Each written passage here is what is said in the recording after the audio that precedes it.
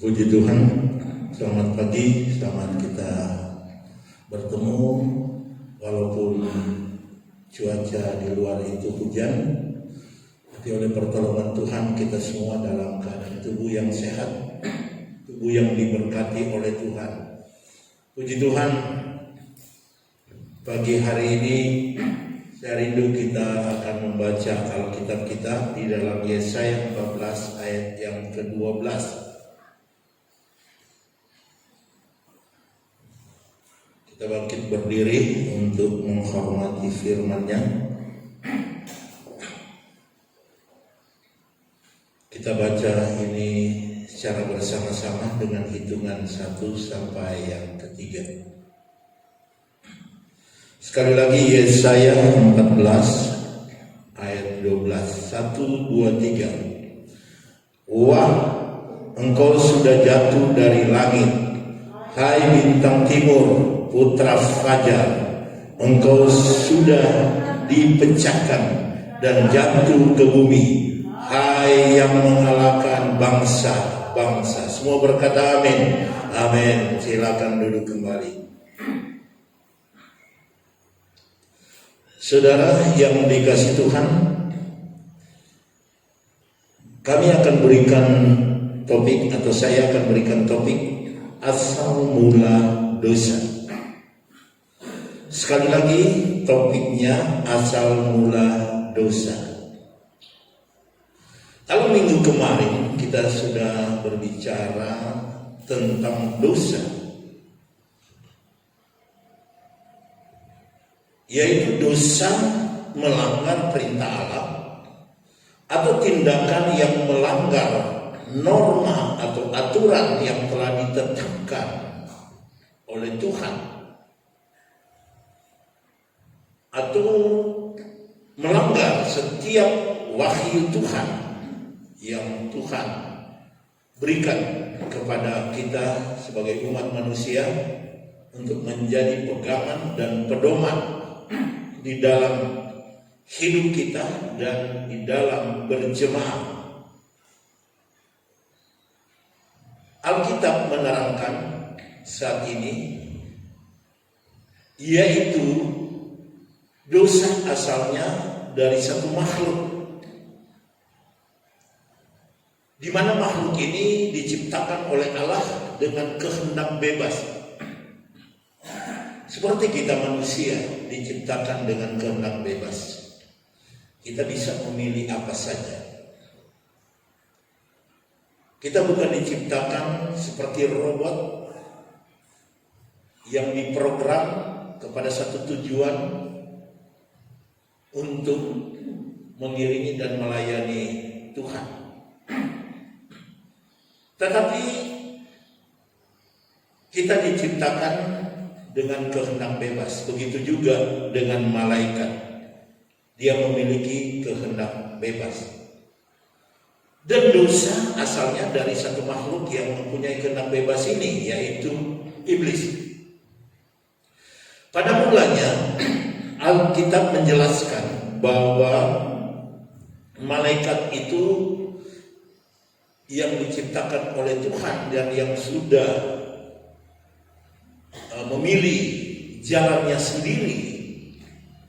Dia adalah malaikat terang, malaikat yang agung, malaikat yang suci. Tetapi dia telah memberontak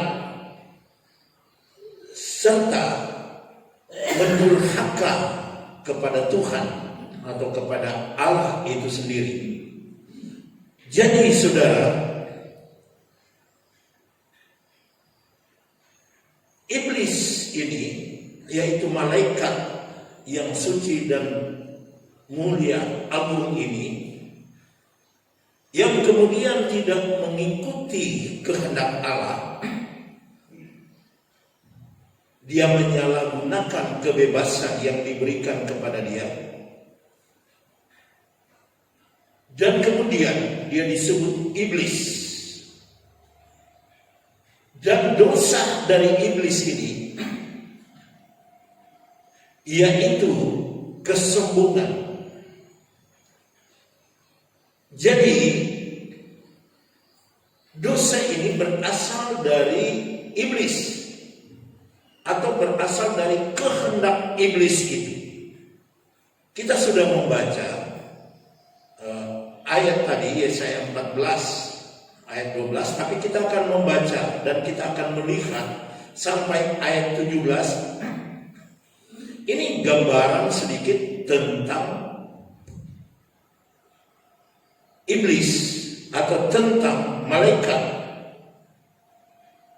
yang kita sebut sebagai iblis dan kemudian asal dosa. Saya akan membacakan itu mulai dari ayat 12 pembacaan kita tadi. Wah, engkau sudah jatuh dari langit, hai bintang timur, putra fajar. Engkau sudah dipecahkan dan jatuh ke bumi, hai yang mengalahkan bangsa-bangsa. Engkau yang tadinya berkata dalam hatimu, aku hendak naik ke langit, aku hendak mendirikan tahtaku mengatasi bintang-bintang Allah, dan aku hendak duduk di atas bukit pertemuan jauh di sebelah utara. Aku hendak naik mengatasi ketinggian awan-awan, hendak menyamai yang maha tinggi. Sebaliknya, ke dalam dunia orang mati engkau diturunkan ke tempat yang paling dalam di liang kubur. Orang-orang yang melihat engkau akan memperhatikan dan mengamati atau mengamat-amati engkau. Katanya, inikah dia yang telah membuat bumi gemetar dan yang telah membuat kerajaan-kerajaan berguncang. Ayat yang ke-17, yang telah membuat dunia seperti padang gurun dan menghancurkan kota-kotanya, yang tidak melepaskan orang-orang yang terkurung pulang ke rumah. Ini gambaran daripada bintang kejora, bintang fajar, yang dikatakan itu yang diagungkan, dimuliakan. Sebenarnya kemuliaannya sangat luar biasa, tetapi dengan kehendak bebasnya, dia mengatakan di sini dia ingin menyamai Allah. Dia ingin naik tinggi. Dia ingin menjadi penguasa seperti Allah. Jadi dosa yang pertama yang ada kepada iblis ini, yaitu dosa kesombongan. Sebab itu sebenarnya Tuhan tidak mau umat Tuhan seperti ini hidup sombong. Ini asal dosa itu. Kejatuhan dari malaikat itu hidup sombong. Kemudian setelah dia campakkan ke bumi, dia merusak semua rencana Allah, ciptaan Allah itu. Mulai dari manusia, tumbuh-tumbuhan, bumi yang ada, bahkan dengan perkembangan manusia di dunia ini. Yang awalnya manusia telah dirusakkan di Taman Eden, dan kemudian manusia itu berpeluh dengan susah payah untuk mencari makanannya. Dan kemudian di lingkungannya itu tumbuh onak dan duri. Dengan bergulirnya waktu ini dari zaman ke zaman, dengan perkembangan kehidupan sosial di tengah dunia ini, kita lihat terjadi satu kekacauan. Yang pertama-tama, karena manusia yang ingin naik tinggi juga sombong, mendirikan menara Babel. Tuhan hancurkan sehingga manusia itu memiliki berbagai macam bahasa di tengah dunia ini karena keinginan bebas yang salah digunakan oleh seorang yang namanya Nimrod. Dari perkembangan kehidupan manusia di tengah dunia ini, terjadilah bentrok antara satu dengan yang lain setelah perkembangan semakin pesat. Mereka membuat kota-kota di sana, kota-kota di sini. Dan akhirnya kota-kota menjadi satu negara dan atau kerajaan. Dan kerajaan ini saling bentrok. Terjadi kekacauan dari zaman dahulu sampai zaman modern sekarang ini. Itulah kesombongan yang pertama muncul di hati malaikat agung yang diciptakan oleh Allah dengan diberikan kebebasan, tetapi dia memilih untuk menjadi sombong. Dia dicampakkan ke bumi dan kemudian dia mulai merusak tatanan kehidupan sosial yang ada di bumi ini dari dulu bahkan sampai sekarang ini. Dan juga berbagai macam sakit penyakit juga ditularkan dari kesombongan itu dan kemudian merusak kesehatan banyak manusia di dunia ini. Bahkan maut itu dialami oleh manusia karena iblis itu dicampakkan dan nanti akan menerima maut. Jadi dia bekerja untuk mencari kawan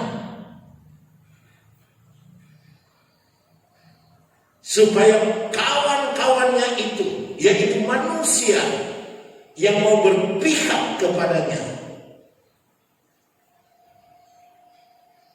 sama-sama akan masuk di dalam kebinasaan. Sebab itu saudara yang dikasihi Tuhan, di dalam pembacaan kita tadi sangat jelas.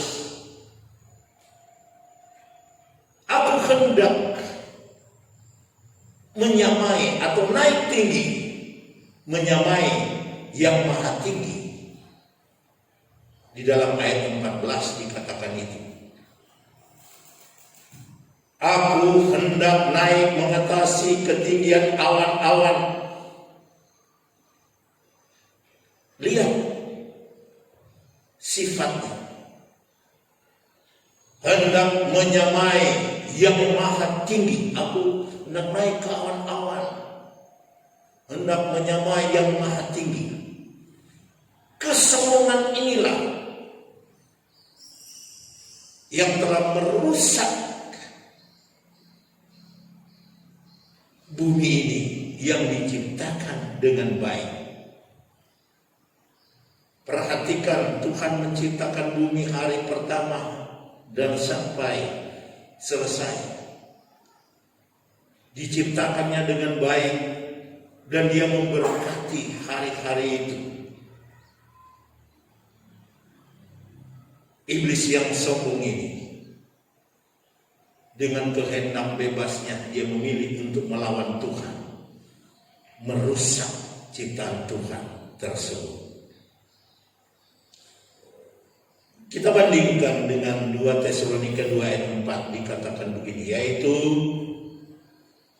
lawan yang meninggikan diri di atas segala yang disebut atau yang disembah sebagai Allah. Bahkan ia duduk di bait Allah dan mau menyatakan diri sebagai Allah. Itu orangnya iblis ini, yaitu antikristus. Dan kita lihat sifatnya sama,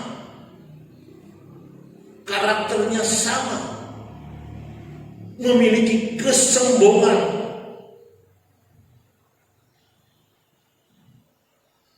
Dikatakan dia duduk di bait Allah dan mau menyatakan diri sebagai Allah.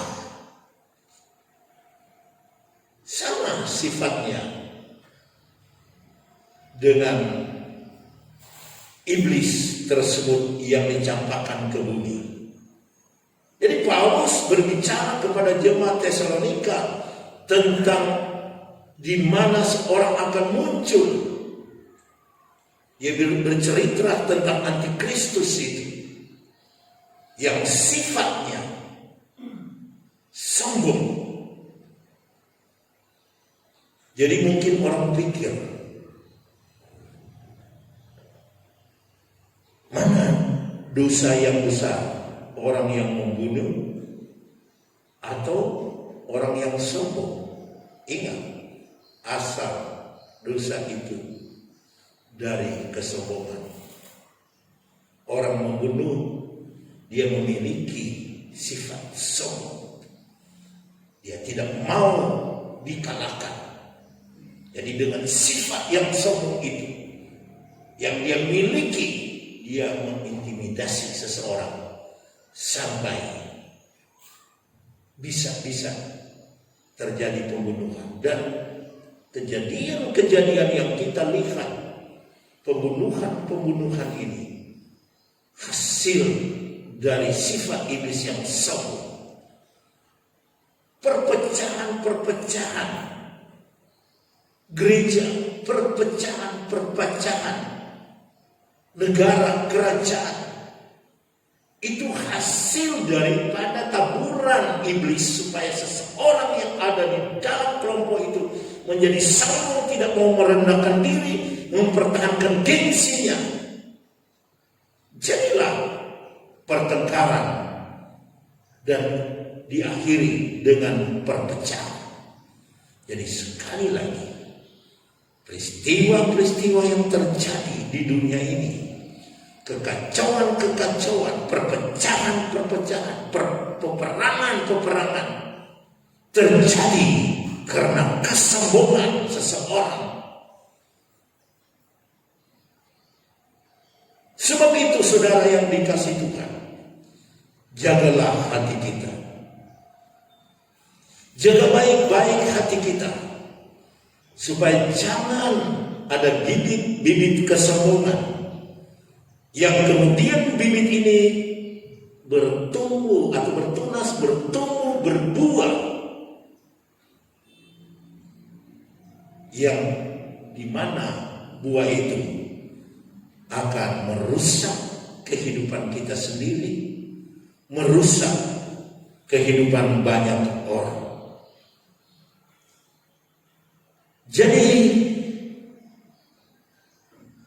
antikris ini adalah wakil iblis yang mengaku dirinya sebagai Allah. Dan iblis sudah jatuh di dalam kesombongannya. Kita lihat, bandingkan juga dengan Yesaya 28 ayat 17. Di mana sang nabi ini memberikan gambaran tentang seorang raja Tirus yang sombong. Dia katakan begini, engkau sombong karena kecantikanmu, hikmatmu kumusnahkan, demi semarakmu ke bumi kau kulemparkan, kepada raja-raja engkau kuserahkan menjadi tontonan bagi matanya. Jadi kita lihat kerajaan-kerajaan yang dimana rajanya juga menjadi sombong dan ingin menguasai daerah-daerah di sekelilingnya, bahkan ingin menguasai bumi. Dan untuk mencapai hal tersebut, dia berperang mengalahkan satu persatu kerajaan-kerajaan yang kecil dan kerajaan yang besar di rumahnya. Jadi kesombongan ini akan membawa malapetaka. Yang tadinya kesombongan ini mungkin tidak terlihat sadis seperti pembunuhan, seperti peperangan. Tapi pada dasarnya kesemuanya ini muncul dari taburan iblis yang ingin merusak. Dia tebarkan kesombongan di bumi ini. Kalau dia katakan bunuh orang itu, pasti engkau tidak membunuh. Dan katakan tidak mau, saya bukan pembunuh. Tetapi kalau dia mulai tebarkan kesombongan, kemudian terjadi pertengkaran, dan kesombongan ini semakin kita miliki atau seseorang itu miliki, maka kemudian dia akan mengatakan harga diriku. Dan kalau dia sudah tidak dapat mengatasi, tetapi dia ingin unggul di situ, dan akhirnya terjadi pembunuhan. Di dalam rumah tangga ini juga tercipta kesombongan ini, bisa sehingga kedamaian yang kita miliki dalam rumah tangga itu hancur karena salah satu di situ kita, atau salah satu dari rumah tangga itu, entah dia istri atau suami, karena ada kesombongan.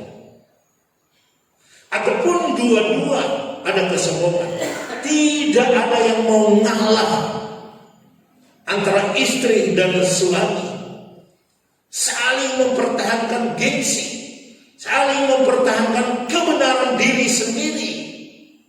Itu dari mana? Itu dari kesombongan. Dan kesombongan itu juga dari mana kalau tidak ditaburkan iblis secara perlahan-lahan. Sombong kita miliki. Siapa kamu? Siapa aku? Kamu kan cuma suami, atau kamu kan cuma istri. Atau dia bilang, kita kan sama-sama pendidikan. Atau dia bilang, kamu tidak berpendidikan, aku ini berpendidikan.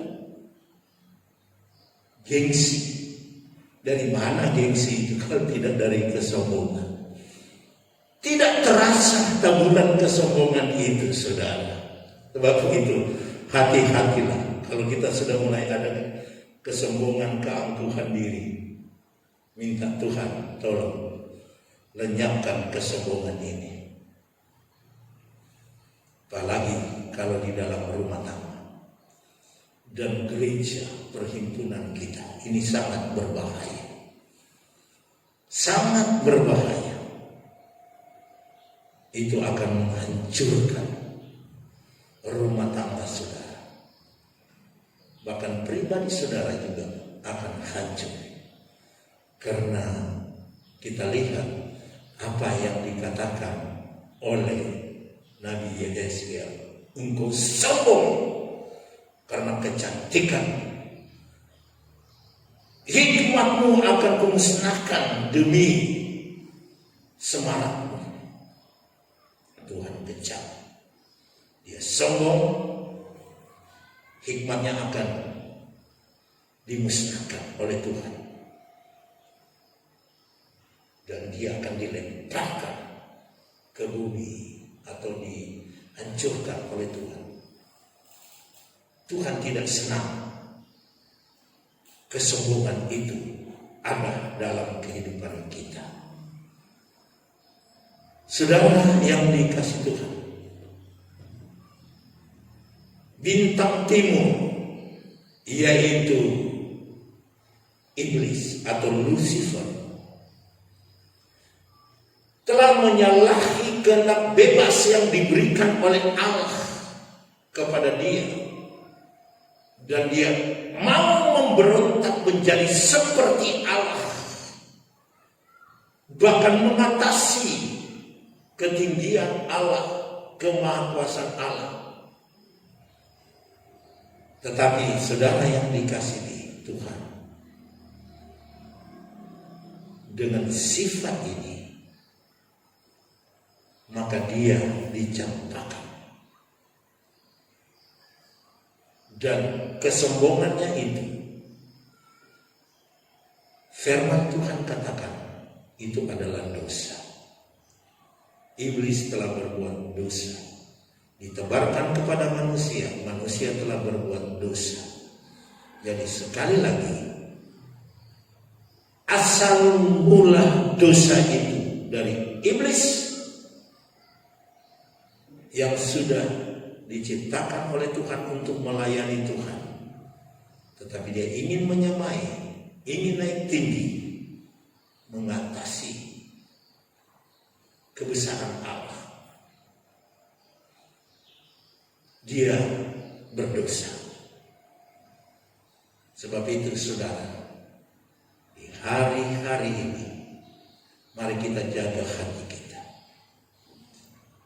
Kita jaga hati kita.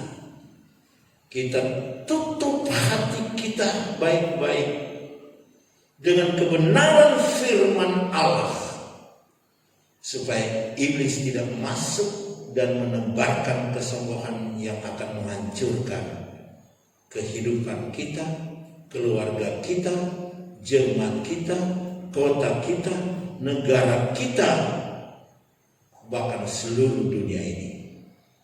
Camkan hal ini. Tuhan Yesus memberkati kita sekalian. Amin. Kita berdoa.